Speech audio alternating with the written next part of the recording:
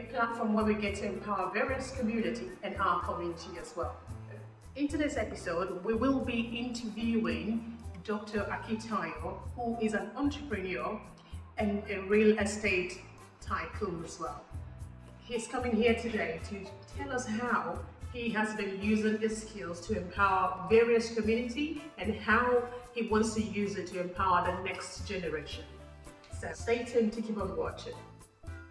Welcome to Elimj ChatShow, a platform where we get to empower various community. In today's episode, we have got Dr. Akintayo today. He's a powerful entrepreneur and he's here today to empower our community. So I'm going to welcome him to our platform today. Dr. Akintayo, lovely meeting you here today. Thank you for having me. It's good to be here. Thank you very much. I've got a couple of questions for you. Yep. But before we dive into that, could you please tell our audience just a little bit about you? Who is Dr. Akintayo? Well, I'm a serial investor, and a real estate developer, investor, author. I've authored about 40 books. And our company, GTEX Holdings, we're in Dubai, Nigeria, and we're expanding to other parts of the world as well. That is amazing. So my first question to you is, could you please share with our audience here a little bit about your journey? How did you arrive here today? That's a long story. So we started our company 15 years ago, 2008. May 21st will be our 15th year anniversary. We started with $10 and we've grown to 4 continents of the world today. And for me, it was a humble beginning, a humble start, but God has been faithful. And gradually, we're here, and we thank God. I want to ask you one question here.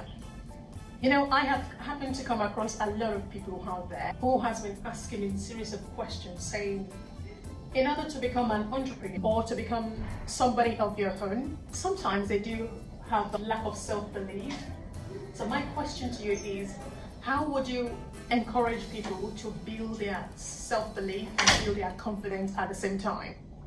Well, for me, honestly, I think the concept of self-belief is always a function of personal development, right? So if you don't invest in working on yourself, books you've read, mentors you've had, what do you invest your time and energy in? So you see people would rather spend 4 hours watching movies instead of spending just 1 hour on personal development, on listening to people that help your mindset. And mindset determines how far you can go in life. You know, whether you're big or you're small is a function of how you see yourself.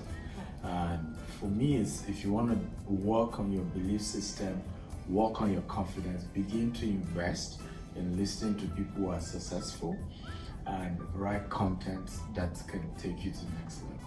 I love what you've just mentioned. But my question to you is, when you say write content, what do you mean by that?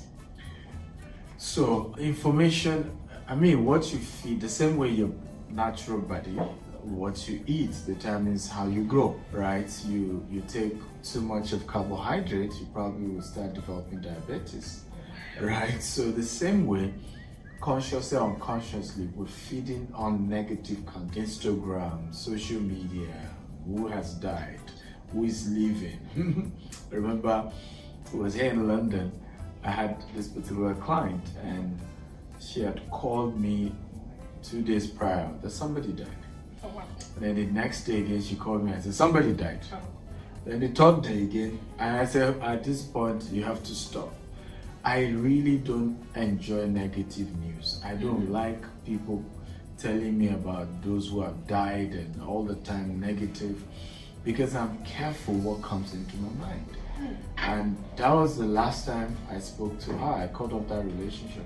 So, but many people are having such via Instagram, via social media, and constantly negative, rather than watch a TV about how John D. Rockefeller started from zero and became the first American billionaire. Watch content about how Les Brown was called the dumb twin and became #1 motivational speaker in the world.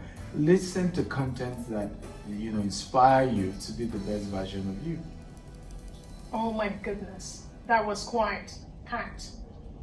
Well, my next question to you is regarding to your skills which you've acquired today. How have you been using your skills to empower your community, and how do you want to use it to empower the next generation? Well, I mean, what we do, you already know. One of the reasons why I authored 40 books was to be able to give back, because there are two ways you give back. You give people fish, which we do.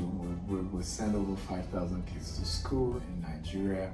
We do, every month we give grants, $5,000 to a series of startups.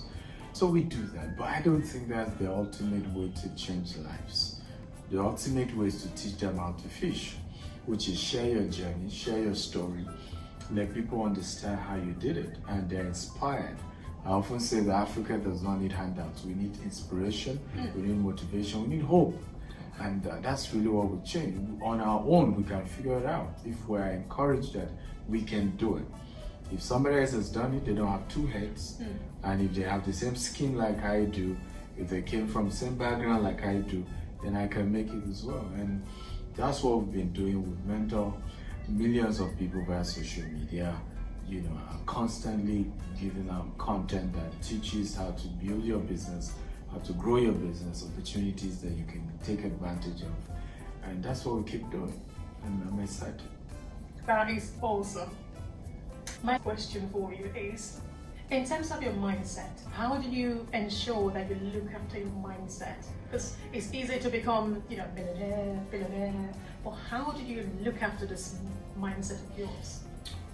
So one is the quality of people around you. So one of the things I've had to work on is guiding my network. If you're negative, you can't just survive around me. And I think it's important that we're conscious of that. First of all, be conscious of the source of negativity. And once you sense it, cut it off, right? Because it's going to kill you. So positive people, same thing, mentorship, again, positive mentors. I've had to work with mentors who look at me and say, you can do better, you can do bigger, you can go far. Same thing with friendship and associates, those who work with me, whether as a staff or their vendors or their partners. I've had to help them to understand how I work and how I function, so that we can work well. Because for me, no bad news, no negativity, only positive energy, and that's what I need, and that's what has worked, and that's why I believe possibility doesn't exist. I've had staff fired instantly because I asked them to do a job and he told me it's impossible. That doesn't exist in our company, right? Everything is possible. It may take longer time, it may take, but that word possibility does not exist in our world.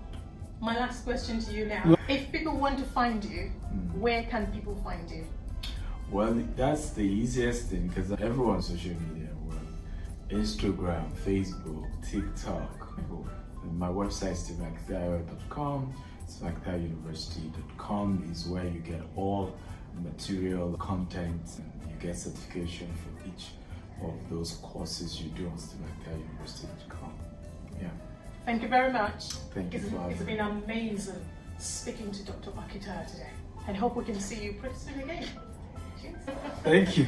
Nice interview. Thank you very much for joining us for today's episode, and I hope you've enjoyed it. So hope to see you next time. Cheers.